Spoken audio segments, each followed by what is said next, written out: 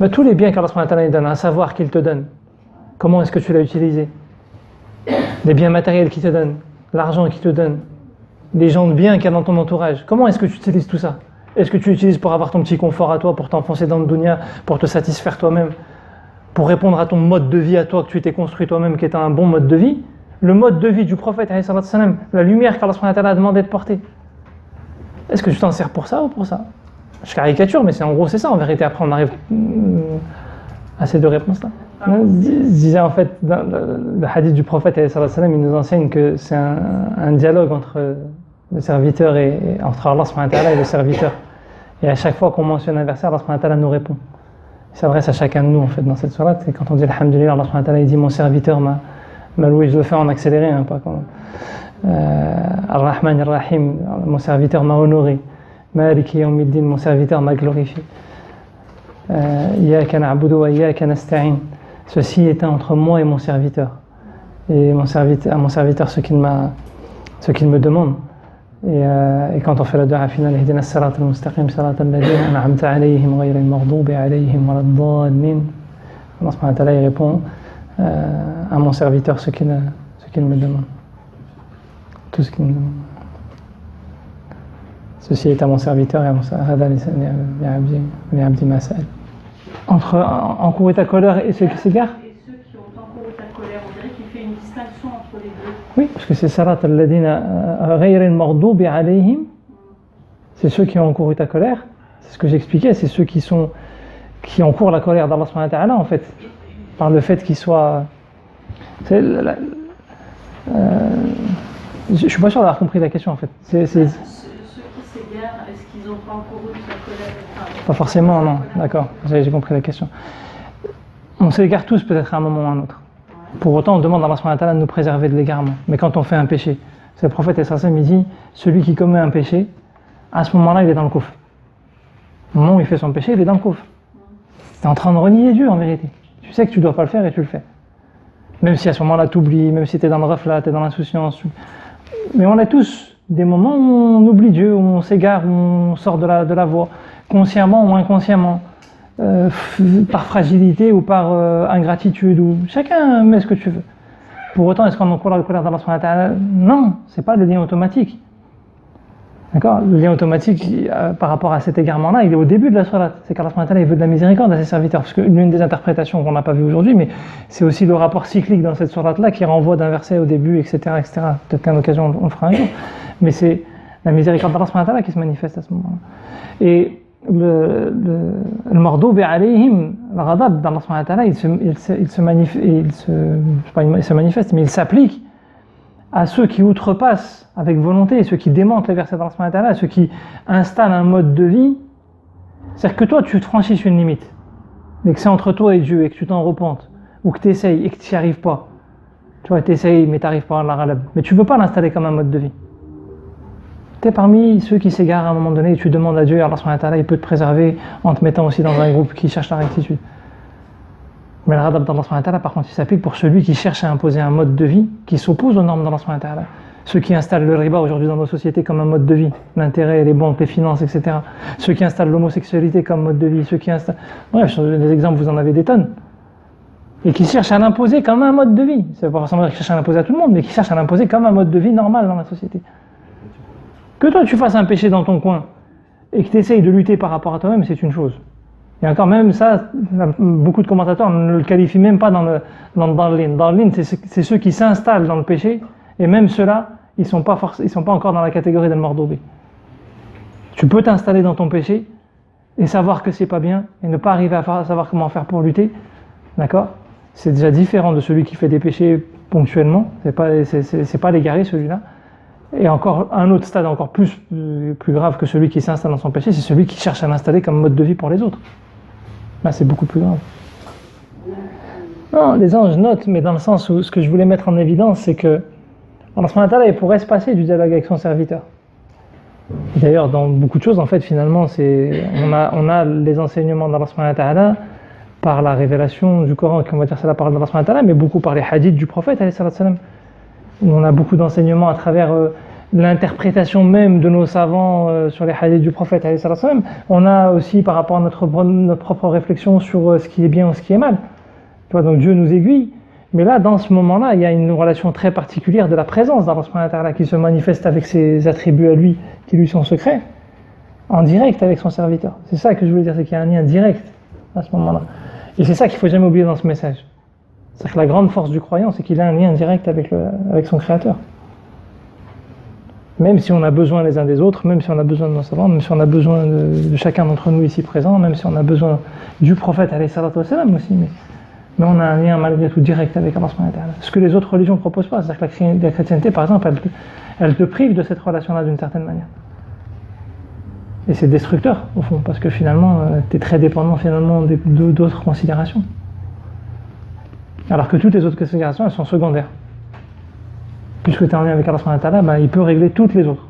Tu n'as pas de gens autour de toi, il va te les amener. Tu n'as pas les moyens matériels, il peut te les mettre. Tu n'as pas la force de cœur, il peut te la donner. Même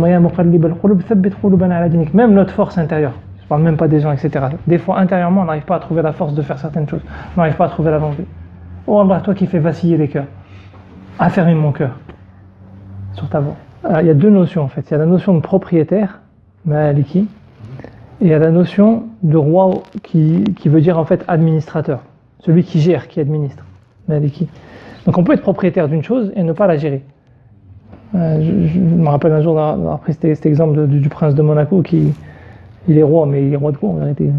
C'est bien beau d'être roi, mais des fois nous on est propriétaires de comme il y en a, ils ont des terres au bled, c'est bien, t'as des terres, mais et parfois t'as des gens, ils sont propriétaires de rien du tout, mais c'est eux qui gèrent. Il a la puissance sur je dis un président dans un pays, bon encore qu'aujourd'hui c'est plus les puissances financières qui ont le vrai pouvoir, mais des fois c'est même pas les propriétaires de grandes entreprises, c'est pas les propriétaires des grandes banques qui ont le pouvoir, c'est celui qui est au poste de direction qui a vraiment le pouvoir.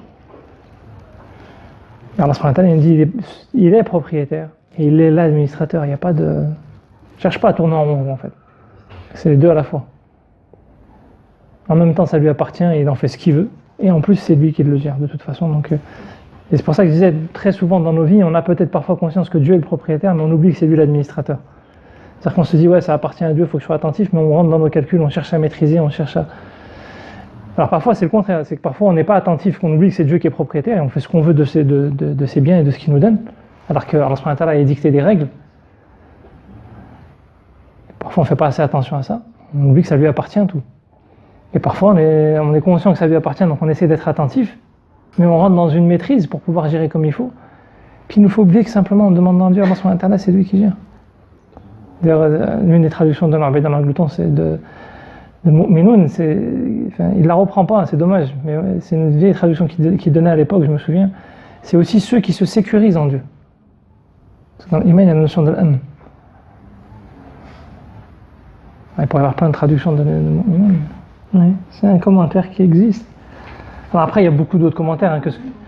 Elle dit dans un commentaire, je crois que c'est Ibn Kathir notamment qui dit ça, et Al-Qurtubi aussi, je crois, qui dit que غير المغضوب عليهم, non, c'est le contraire, je crois. Hein. C'est le contraire. Hein.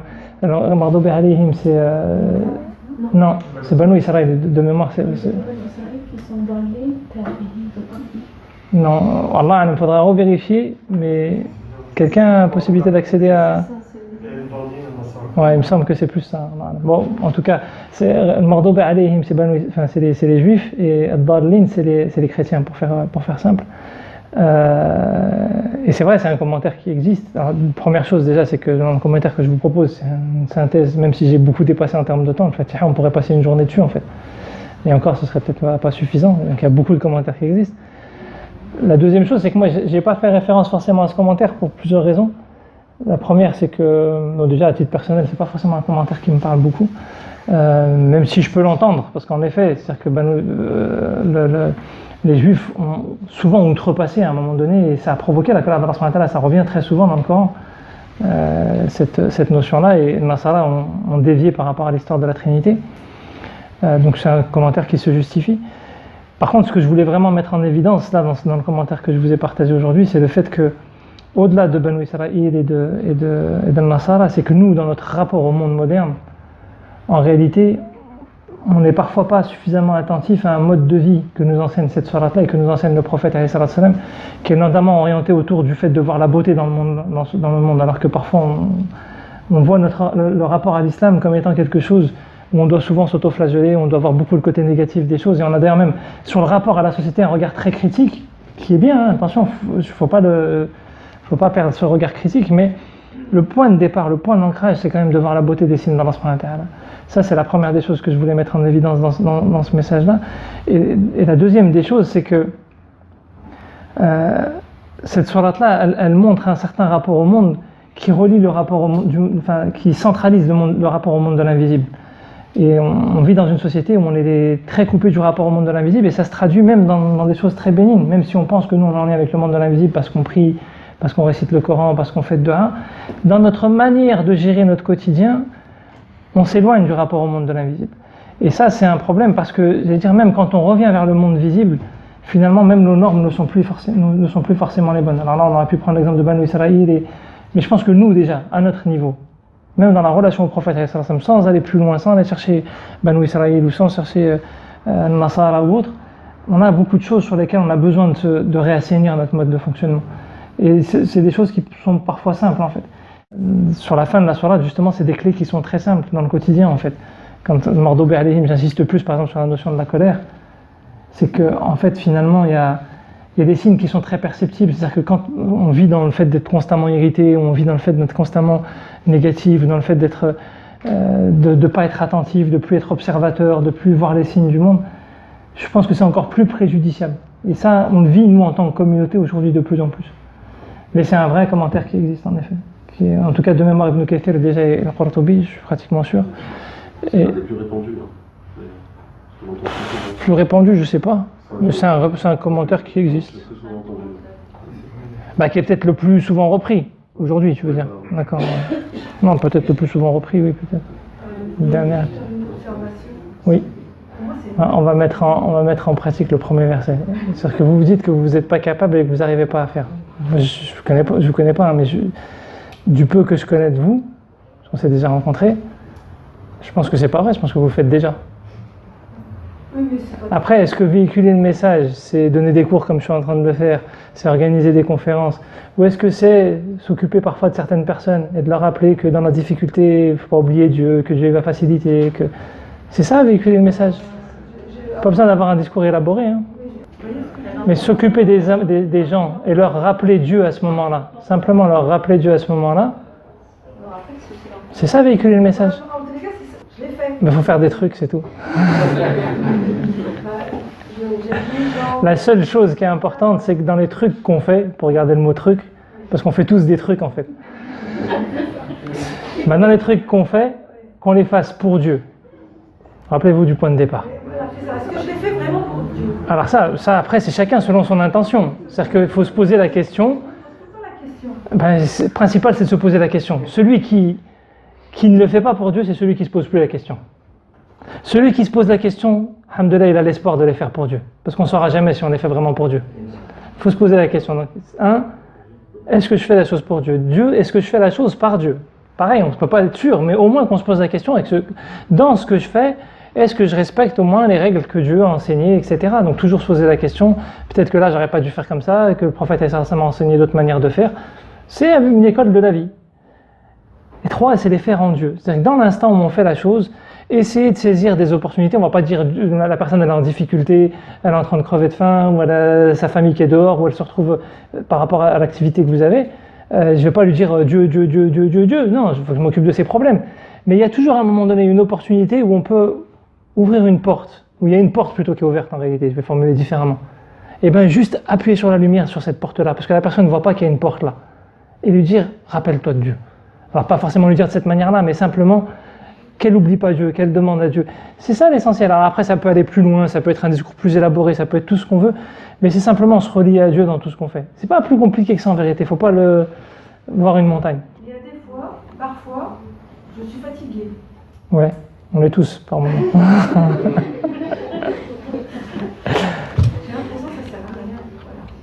Non, ça ne sert pas à rien parce que Inch'Allah, vous préparez votre place au paradis. Si Allah subhanahu wa ta'ala, il voulait qu'il n'y ait pas de pauvres, il n'y en aurait pas. On en reparlera peut-être plus en détail, mais cette vie est une vie imparfaite. Avoir une opinion, c'est une chose. Porter un jugement sur la valeur de la personne, là c'est autre chose.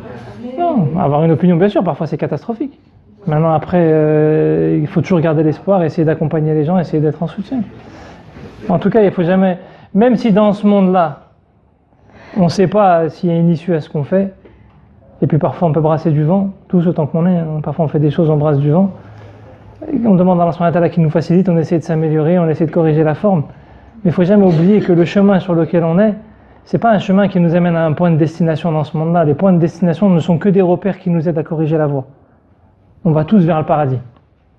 La route sur laquelle on est, c'est la route du paradis, donc il ne faut jamais oublier ça. Inch'Allah. Car elle nous amène au paradis.